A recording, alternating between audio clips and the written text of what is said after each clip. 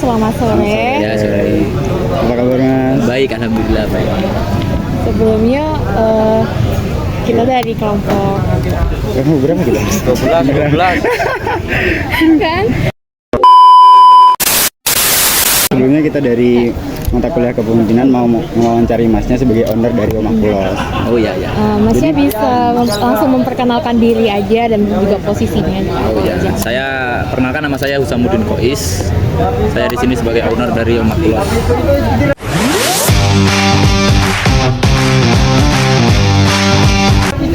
Sudah.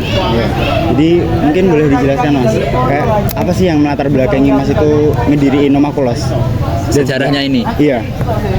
Sejarahnya itu ini Omah Pulos. Dulu itu aku sebelum buka Omah Pulos buka angkringan di Karimata. Angkringan itu selama 1 tahun. 1 tahun terus di angkringan ada problem mengharuskan tutup. Akhirnya jadi nganggur selama 2 bulan. Selama 2 bulan itu mau nyari tempat, rencananya mau nyari tempat buat angkringan baru. Terus kebetulan waktu nyari tempat, ada teman saya yang dia itu juga lagi nyari tempat buat usahanya. Akhirnya dia ketemu tempat ini, teman saya ketemu tempat ini, dia tuh punya usaha makanan. Tapi pas waktu nemu tempat ini, dia belum ada modal untuk buka sendiri. Akhirnya ngajak saya untuk gabung. Makanya di sini, akhirnya singkat cerita, kita gabung, mendirikan ini. Makanya di sini ada makanan prasmanan sama ya kayak kafe gitu, modelannya, sate-satean. Ya itu sejarahnya. Ya, kan Masnya sebagai owner ya pasti tahu usaha itu juga suatu organisasi yang di dalamnya pasti ada susunan-susunannya. Nah, bagaimana sih menurut Mas itu membuat organisasi ataupun usaha itu yang baik gitu? Kalau usaha yang baik, ini kalau dari Omah Pulos dulu ya. Iya. Kalau dari Omah Pulos itu belum ada sedetail kayak ada HRD, ada bagian ini dan lain-lainnya belum ada. Jadi kalau di Omah Pulos masih dari saya terus ke teman-teman. Tapi dari teman-teman ini ada 1 orang yang tak pasrahi untuk nge-backup semuanya, katakanlah listrik, persediaan dan lain-lain. Kalau dari apa yang sudah disampaikan barusan kan sudah cukup lama ya dalam mendirikan usaha bisnis ini. Jadi Masnya bisa menjelaskan terkait manajemen yang sudah Masnya pernah handle ya, kayak konflik-konflik apa yang sudah pernah terjadi dan gimana Masnya menghandle itu? Iya. Kalau dari konflik pertama itu awal-awal buka di sini konfliknya pertama kekurangan SDM, kekurangan orang. Jadi kita awal buka masih nyoba-nyoba, masih hanya beberapa teman-temanku yang tak suruh kerja di sini, ikut kerja ke aku.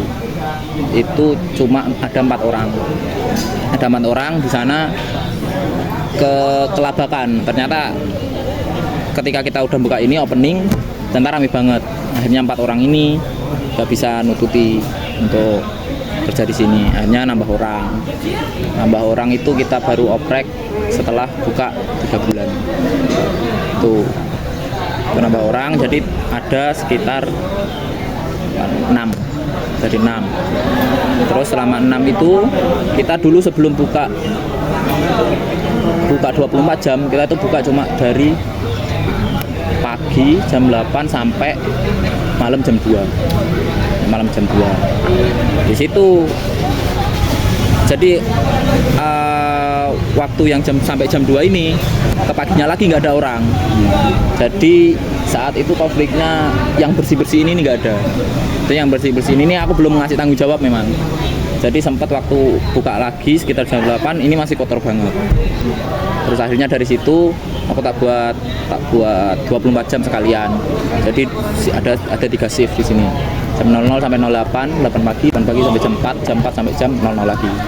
Jadi yang jam 00 sampai ke 8 pagi ini kan karena gak banyak orang ya, cuma orang, maksudnya gak banyak orang untuk pesen ya. Cuma orang yang dari malam terus sampai tembus ke pagi. Terus itu sekalian, karena yang ini gak banyak orang, jadi orang yang nge-shift 00 ini tak suruh bersihkan sekalian. Maksudnya untuk nyapu-nyapu semua ini. Terus yang setelahnya normal biasa. Terus konflik ada lagi ketika persediaan barang. Dulu sempat kita itu menu banyak yang kosong bukan karena persediaan habis. Menu yang kosong karena kita belum beli bahan. Jadi nggak ada yang manajemen bahan. Saat itu aku menunjuk 1 orang, kamu mulai sekarang tak pasrai untuk memanajemen persediaan. Jadi harus ketika ini sudah setengah harus belanja gitu.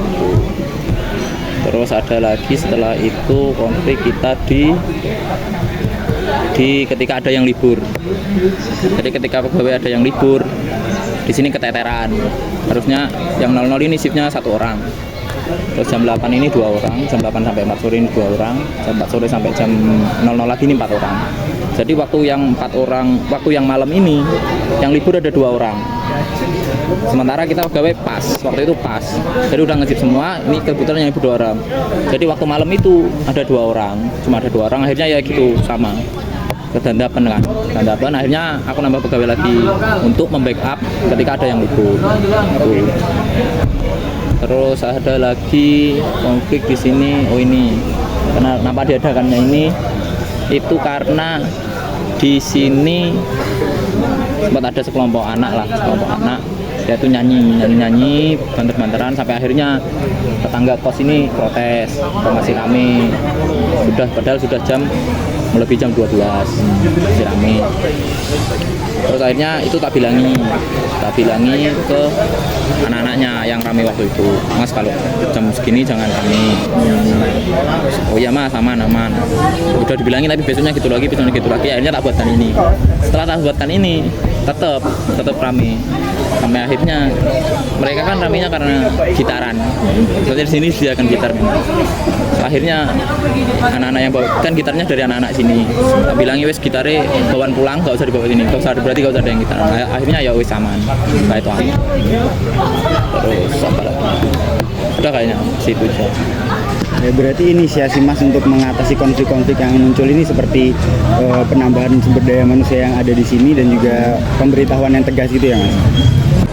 Jangan pernah lari dari masalah, hadapi dan selesaikan. To remind you again, you know, man.